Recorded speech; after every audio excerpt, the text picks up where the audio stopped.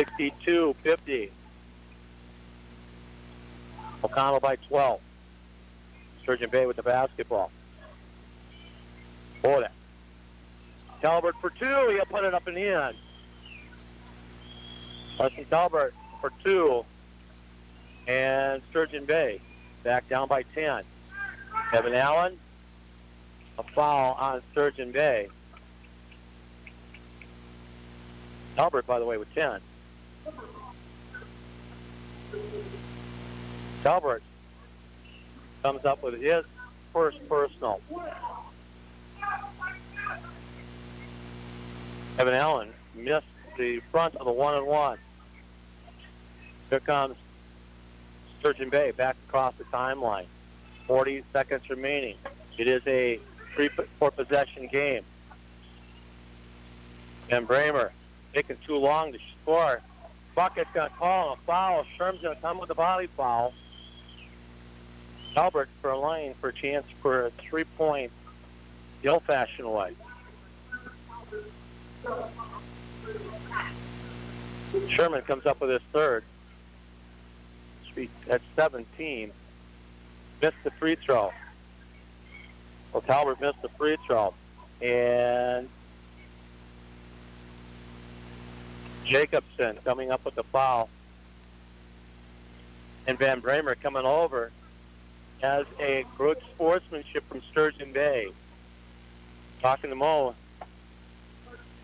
Selling Mo down. You know you're going to get fouled. You just got to keep your temper. First free throw is good. 63-54. Jake Schneider coming into the contest for Jacobson. Mo with 21.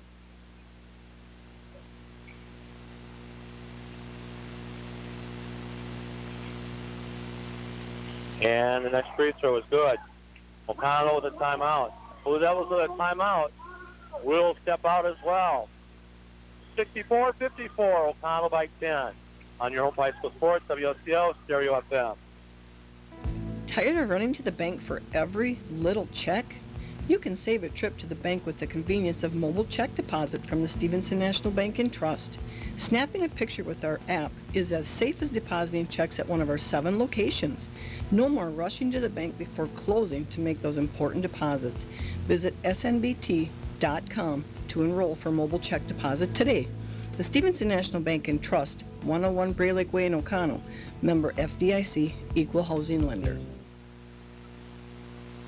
64-54, Blue Devils, 31.6 seconds remaining. This, by far, the best game Oconto has played as they have struggled shooting-wise. Sturgeon Bay to get it in.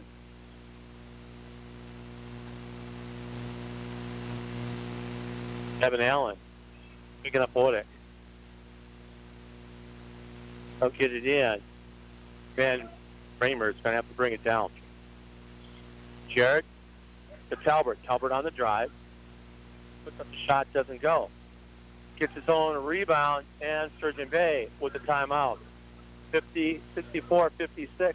Oconto with 19 seconds remaining. I will take my final break right after this on your home for high school sports, WOCO Stereo FM. Wisconsin law requires all youth athlete organizations to educate coaches, athletes, and parents on the risks of concussions and head injuries. The law prohibits participation in a youth activity until the athlete and parents have signed an agreement sheet indicating they have reviewed concussion and head injury information materials. The Wisconsin Department of Public Instruction has published a Sideline to Safety Guidelines for youth athletic organizations. Visit the WIAA website to learn more at www.wiaawi.org. 19.5 seconds remaining. And Oconto can just waste 10 seconds in the backcourt. Backside. Layup by Evan. That'll be it. That will wrap up the ball game. with 6 seconds remaining, 66-56. Van Bramer for 3 at the buzzer. Doesn't go. And that is the final. Oconto 66, Sturgeon Bay 56. And we'll be back right after this on your home for high school sports, WOCO Stereo FM.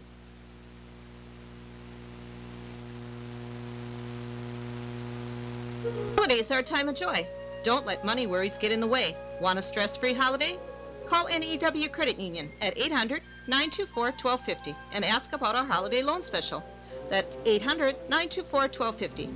Rates as low as 4.99% annual percentage rate for a 12-month term. Maximum amount $2,500. Our loan specialists work hard to help you get the loan that fits your needs. Rates subject to credit worthiness. Stop at any one of our locations, or you can apply online at newcu.org. Example of repayment would be a monthly payment of about $8.56 per $100 borrowed. All loans subject to approval. Federally insured by the NCUA. With offices in Oconto, Zuring, Oconto Falls, and Peshtigo, we are federally insured by the NCUA. Membership eligibility required. This holiday season, remember, we can help you own it. We all want to be self-sufficient, whether it's fixing projects at home, whether it's changing the oil on the car, or maybe even keeping your checkbook balanced. But when it comes to income taxes, trust me, you don't want to do it yourself. You don't want to do it with someone that just does it 3 months a year as a little sideline job. You need to work with a proactive 24/7 CPA firm that can actually get your results and keep more money in your pocket. Pick up the phone today. 715-735-0583. If you don't know everything about insurance, you'll profit from the knowledge and experience at the Oconto Falls Insurance Center, 113 North Main Street, downtown Oconto Falls. You'll benefit from their thorough analysis of the insurance that you really need. They'll recommend the companies and policies that are the best for you. At the Oconto Falls Insurance Center, they specialize in complete coverage of all your insurance needs. Call the Oconto Falls Insurance Center, 113 North Main Street, downtown Oconto Falls. Back here in Oconto, the Blue Devils with a 66-56 victory over Sturgeon Bay. It all comes down to that 2-minute stretch in the first half, last 2-minute stretch, where Oconto outscored Sturgeon Bay 10-0, initially 23-2 after an 18-18 tie. And that's where you get the final score here at 66-56. Oconto brought it up to a 14-point lead, 34-20. Never count Sturgeon Bay out. Never, ever. I've been part of this. I've seen too much. Too many games over the years between these two teams, even though Sturgeon Bay Oconto may have an advantage, or Sturgeon Bay may have an advantage. There is always a comeback attempt, and Sturgeon Bay did that. Down 34-20. They scored 5 in a row before Oconto came with a 3, then came back with an 8-point run. It was 37-33 Oconto. Sturgeon Bay continuing to fight their way back in. They were down 43-39, and then after that, 47-43, Oconto slowly brought the lead back up and continued to expand the lead. They got it back to 12 at 62-50, and then settling in on a 66-56 victory. Sturgeon Bay, led by Jared Van Bramer, 20, 14 by Carson Talbert, 9 by Mitchell Jackson, 5 by Brady Wodak, 3 by Tanner DeGrave, 2 by Rex Michael, 3 by Mitchell Rose. Oconto, led by 22 points, Carson Moe, led all scores. Connor Evans, 16, Isaac Wohlers, 10. Jake Krieger with a pair of threes, 2 big pair of threes. 5 by Zach Sherman, 4 by Evan Allen, 1 on a breakaway steal, and 3 by Parker James, all on free throw. Oconto is going to come to 3-1 in the conference. Sturgeon Bay drops to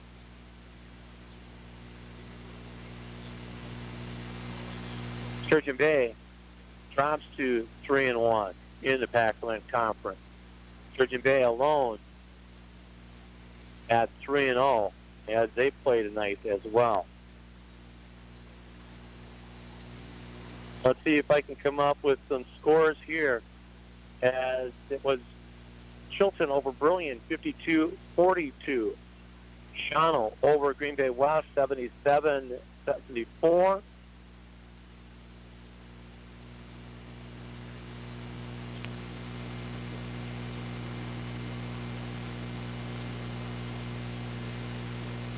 And if I can grab some girls' scores here.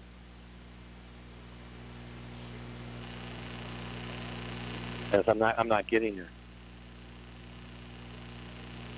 Trying to adjust here.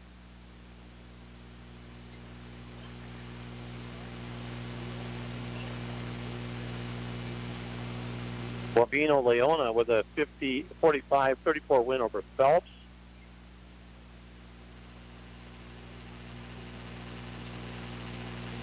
Appleton East 44-32 over Appleton West.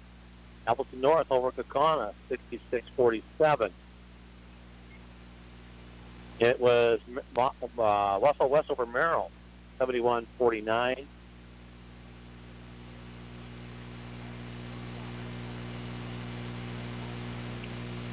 Bayport over Manitowoc Lutheran Girls 71-26.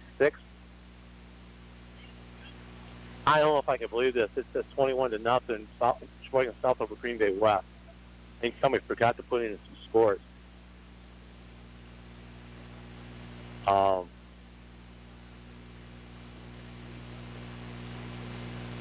Milwaukee Schools. I'm in De Pere over Sheboygan North 51-41.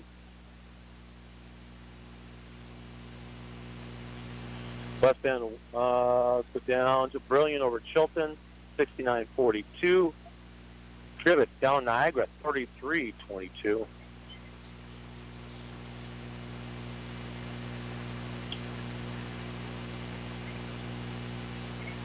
And I think there's one more yet. I got to go down farther. A whole bunch more. What I normally do when I do the scores, I go into Fox Valley scores. And that knocks out the Madison and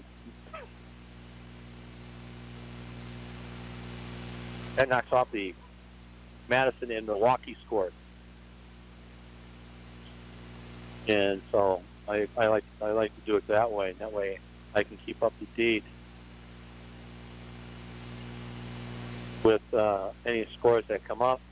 In boys basketball, it was Bayport 69-28 over Manitowoc Lincoln.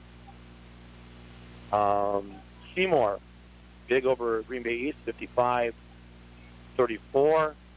Southwest with a 92-59 win over Sheboygan South.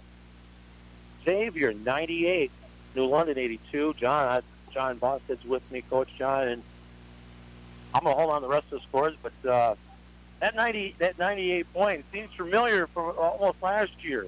Yeah, that's for sure. Not much has changed, eh? We're still scoring in the upper 90s or low hundreds. Yeah, Xavier over New London. It was 98-82. You know, boy, what a game tonight. And struggled so far this year, and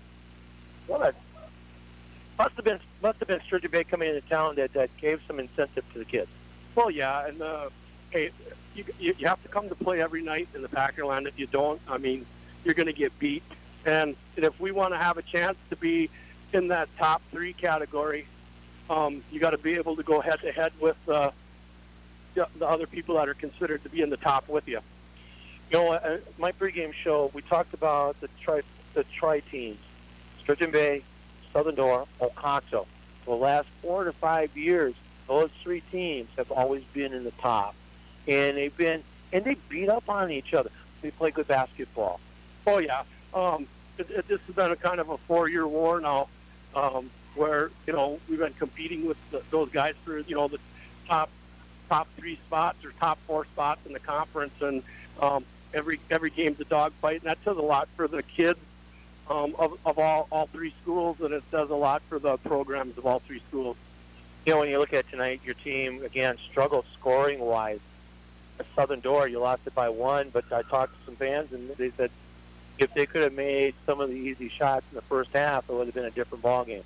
Yes, or even early in the second half. Quite a few missed shots in the second half, and then missed free throws, which free throws when you get down to the end of the game are going to cost you. But hey, you got to move forward, and I'm very proud of our guys to come back with a good attitude and get ready for this game, being as disappointed as we were after the game on Tuesday at Southern Door. When you look at this, I'll have to admit both sides. This was one of the better sportsmanship games. There were some hard fouls out there, but nobody lost their cool. Nobody. I mean, there was even going back and forth, Van Bramer and Mo, double fist pump. Yep. Well, a lot of these guys play AAU ball and know each other very well. So there are some friendships, but when it comes to the regular season, they are on different teams, and nobody wants to lose. I mean, you're right. Competitive as heck, but I was really, I agree with you. It was physical, but not a dirty physical. Right. And nobody backed down, but nobody got dirty. And I think that's a credit to both schools and also both coaching staffs, that you want to play hard and you're going to do what you can to win within the rules. But, hey, we're not playing the dirty game. You're right. And, again, the sportsmanship of helping the other guy. You knock the guy down, you help him up and making sure he's okay. That does not seen a lot in basketball. So that was both sides. I mean, it was just a fantastic game to watch as far as that is concerned. But it all comes down to you, and probably between the 3-minute mark and a 1-minute mark of the first half, that 10-0 run, you finished off, you outscored them. Was it 13 to 2? 13-2, I believe. Yes, because it was tied 18 all. Yep. That run is the key to the ball game, and you look at the final score, it's the same score as it was at half, the same distance as it was at halftime. Follows one down, but yet. And we talked about it at halftime, that just to put some spurts together of more than 2 to 4 points. We could just go on a run. When he took that timeout there with, I believe it was 5-minute mark, 5 minutes left in the first half, 6 minutes left in the first half. Right. And he took that timeout, and we talked about it in the huddle about being able to put a run together. Make a run before halftime, get a little cushion, something to play with. Go in at halftime, talk about a few little adjustments we wanted to make as far as, taking our time and passing that ball around against the zone instead of being in a hurry. And, the thing is, kids are enthusiastic, and obviously they play hard. But the thing is, you got to realize when you got the lead like that, you got to come down, take your time, work that ball around, work for a really good shot. There's no sense to come down, make 1 or 2 passes, and bomb up a 3 right away, especially if you work the ball around, get that defense to a chase, and then find the weakness, and then make a pass, and hopefully get a pretty high percentage shot. And I thought the kids did a lot better job of that in the second half. When you look at it, also the biggest Achilles heel the first several games is foul issues. Tonight, you really didn't. I don't think did anybody. I got to go back to my book here, but nobody really got into foul trouble with 4 fouls. I mean, Carson Mo came up. Zach and Carson with 3 each. I mean, and Mo's been known to pick up some fouls, but it was a clean defensive game. No, I thought he really held his cool a couple times there, especially on a couple of those plays where the one out of bounds here in the first half when we boxed out and he grabbed the rebound. The kid 2-hand pushed him out of bounds. Yeah. I thought he did a good job of keeping his composure on that one.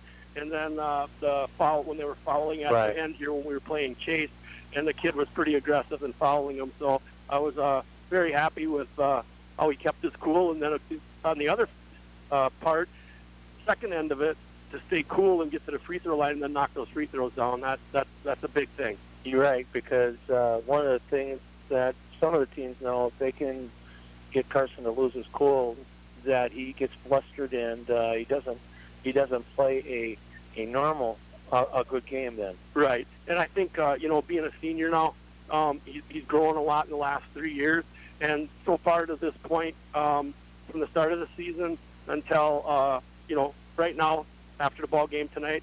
I think he's done a great job of keeping his composure and staying focused on what needs to be done on the floor, and that says a lot for him as a person and a player. Well, when you look at tonight's game, you look at the first half, Sturgeon Bay, I've always known Sturgeon Bay to be that trapping team. They came out with a 2-3 zone against you. You kind of found a way to get that ball inside. I mean, do you think they were looking for you to put up a lot from the outside? Yes, and I think because when we scouted them, we saw them play 1-3-1 and 2-3 and a little bit of man. So to come out in that 3-2 flat zone tonight, kind of surprising to start out the game. And then, of course, Jim's a very good coach. He's been around a long time. So obviously he knew we'd make adjustments at halftime for the 3-2. Well, then he comes out with that little 1-1-3, okay, which once the ball does go to the wing, that turns into a 2-3 zone. So credit to him, keep us off balance, because we really felt that they were going to play a lot of 1-3-1 against us tonight, and they didn't. Yeah, and that 1-1-3 really threw you for a loop, because that's when they brought that lead down to a 4-point. They made their little run. Yeah. And then after we talked to the kids and just said, hey, listen, once we get the ball to a side, it flattens out and it's a 2-3 zone. It's just starting out as a 1-1-3 until you get that first pass to the wing. When the pass goes to the wing, then they flatten out, and then they are in a 2-3 zone. So we can go ahead and just run our Duke zone offense. When you look at this, boy, this is a good springboard now as you get closer to the Christmas break. You got to travel to Algoma coming up in December, but the other big game is that's got to be becoming a little rivalry between you and Shiocton. Oh yeah, that's the Crest game. So we'll have next week we have Algoma at Algoma on Tuesday.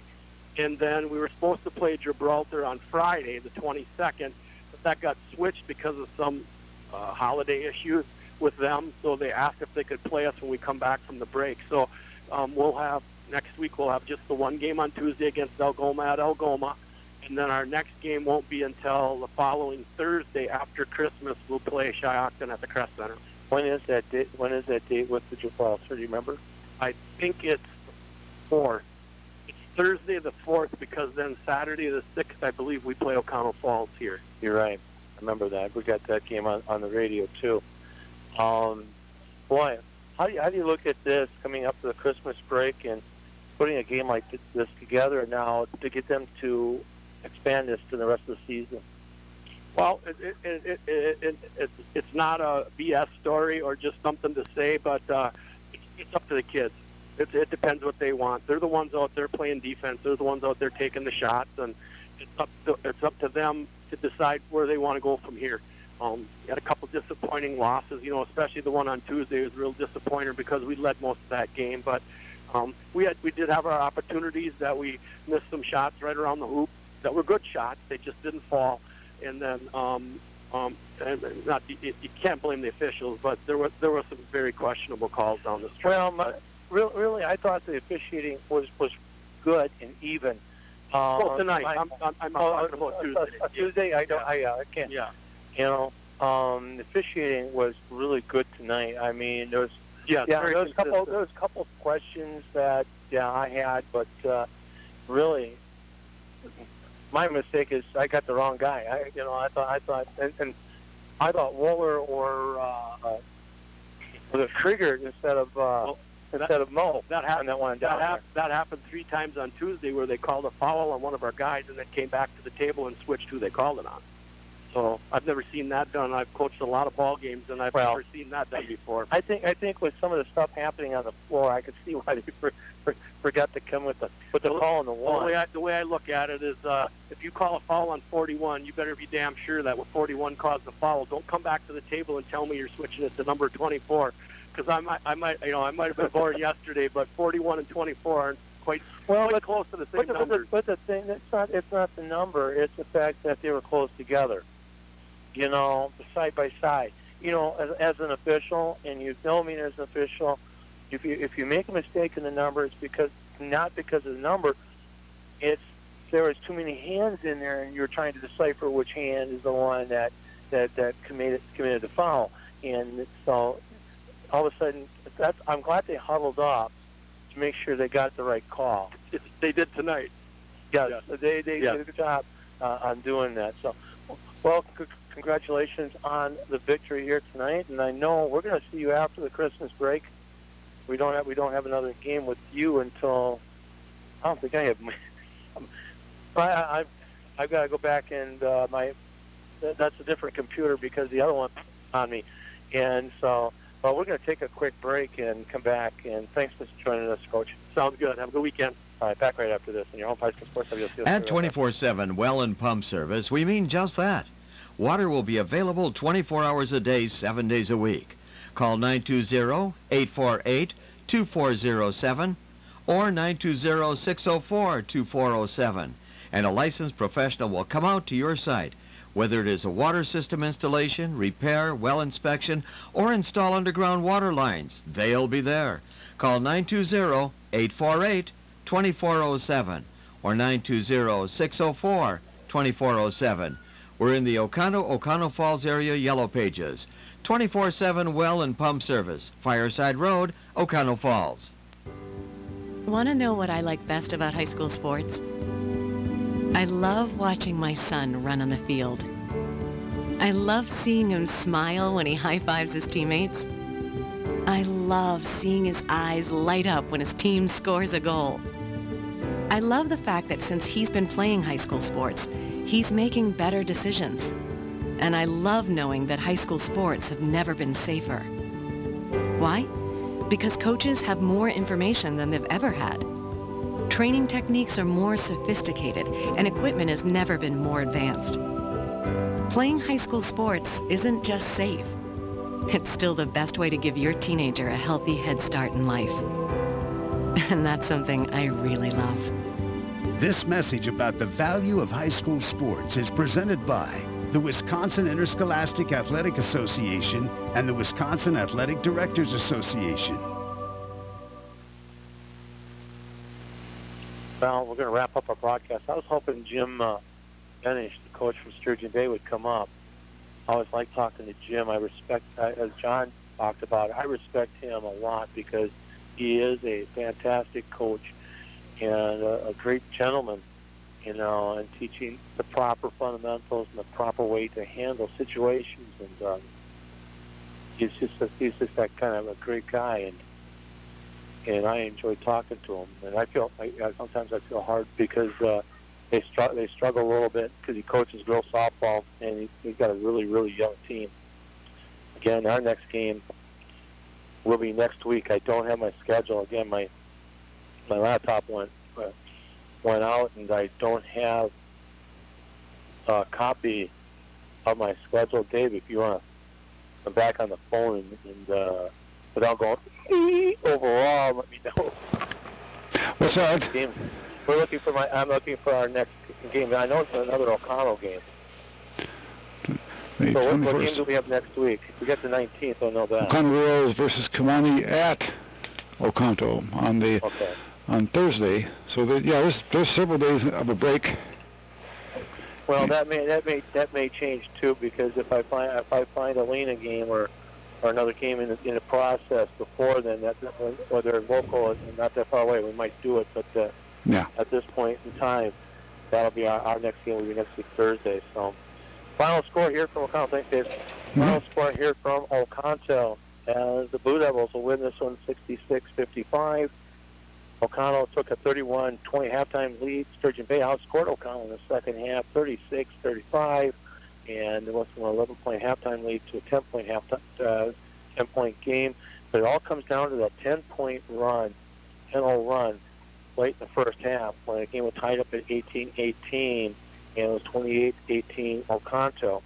Sturgeon Bay playing their normal game. Back to a 4-point difference in the second half, but Oconto will advance it to a big victory. That'll wrap up our broadcast for tonight. Join me tomorrow morning, and we'll take a look at high school basketball. All the scores tonight on your home for high school sports, and maybe see if we can do this one final time.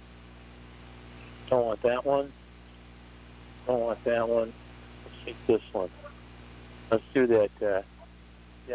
Refresh thingy.